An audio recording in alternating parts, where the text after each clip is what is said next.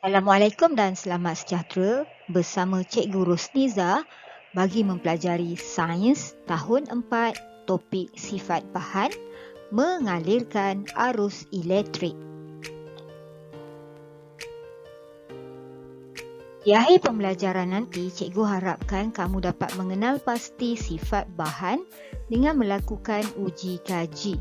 Yang seterusnya dapat menyatakan sifat bahan bagi sesuatu objek dan yang terakhir dapat mengelaskan objek mengikut sifat bahan.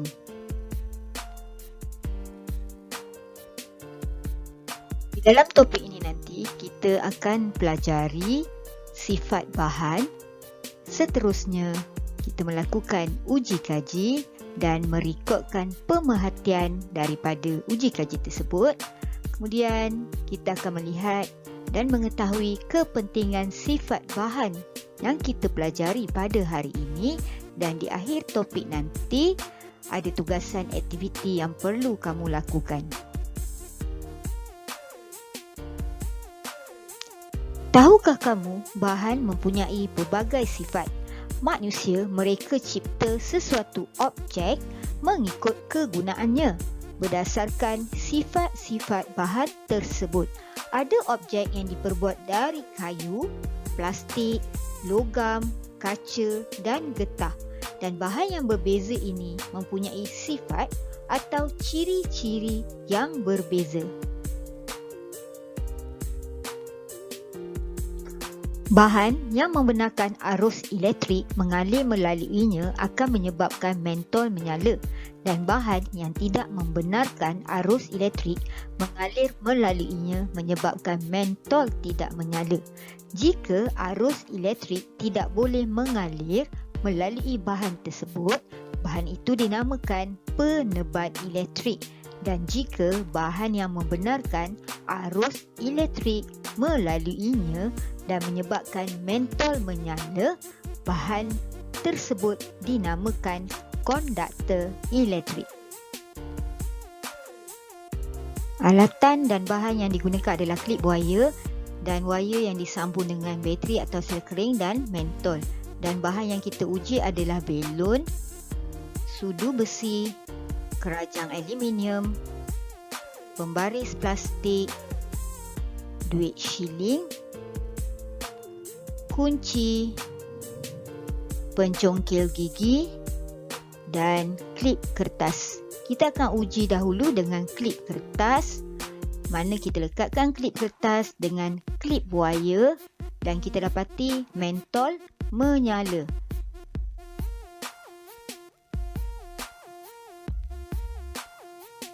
Seterusnya kita ambil duit shilling dan uji dan didapati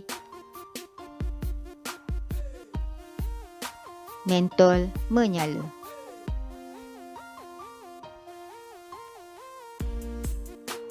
Kita uji pula dengan pencongkil gigi. Lekatkan klip wire pada pencongkil gigi. Baik, dan kita dapati mentol tidak menyala. Kita uji pula dengan pembaris. Adakah pembaris dapat mengalirkan arus elektrik? Mentol tidak menyala. Seterusnya, kunci. Baik, mentol menyala, itu menandakan bahawa kunci boleh mengalirkan arus elektrik. Bahan yang seterusnya adalah kerajang aluminium. Bila diuji, mentol menyala.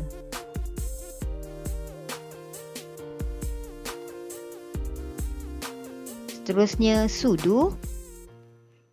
Dan kita dapati sudu besi ini boleh menyebabkan mentol menyala. Dan bahan yang terakhir adalah belon, dan diuji didapati mentol tidak menyala. Jadi belon, pembaris plastik dan juga pencongkil gigi tidak boleh mengalirkan arus elektrik, sementara sudu besi, kerajang aluminium, kunci, duit shilling dan klip kertas boleh mengalirkan arus elektrik dan menyebabkan mentol menyala. Seterusnya kita rekodkan pemerhatian daripada uji kaji tadi dan kita dapati mentol tidak menyala apabila diuji pada bahan seperti belon, pencongkil gigi dan pembaris plastik. Inferensnya kerana bahan-bahan tersebut tidak mengalirkan arus elektrik. Sementara mentol boleh menyala apabila diuji pada kunci, klip kertas, duit shilling, kerajang aluminium dan sudu besi kerana bahan tersebut boleh mengalirkan arus elektrik. Jadi semua logam membenarkan arus elektrik mengalir melaluinya dan juga dikenali sebagai konduktor elektrik, dan bahan bukan logam seperti kayu, plastik dan getah tidak membenarkan arus elektrik mengalir melaluinya dan dikenali sebagai penebat elektrik. Setiap sifat bahan mempunyai kegunaan dan kepentingannya. Jom kita lihat kepentingan bahan konduktor elektrik dan penebat elektrik.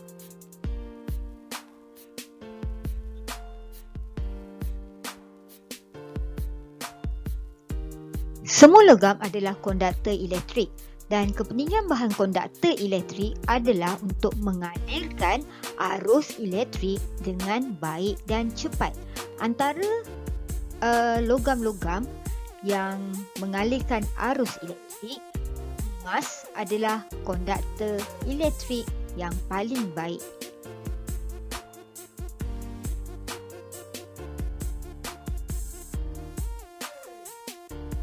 Penebat elektrik melindungi kita daripada bersentuhan dengan bahan konduktor elektrik seperti dawai logam yang ada di dalam wayar.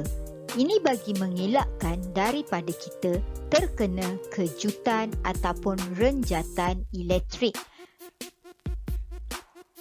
Kebanyakan alat elektrik mempunyai penebat elektrik. Contohnya seperti wayar diperbuat daripada plastik ataupun getah bagi membalut bahan konduktor seperti kuprum di dalamnya.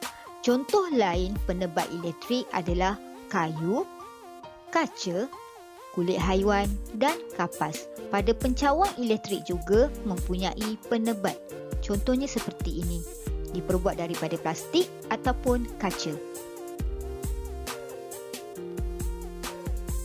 Berikut ialah tugasan aktiviti yang perlu kamu lakukan dalam topik ini.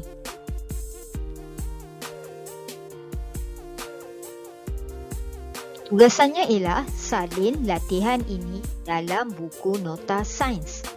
Cari 3 gambar objek yang boleh mengalirkan arus elektrik ataupun 3 objek konduktor elektrik dan 3 objek penebat elektrik. Tampal gambar-gambar tadi di dalam pengelasan jadual yang diberi dan namakan objek-objek tersebut. Hantar gambar tugasan yang telah siap dalam link Padlet yang cikgu sediakan.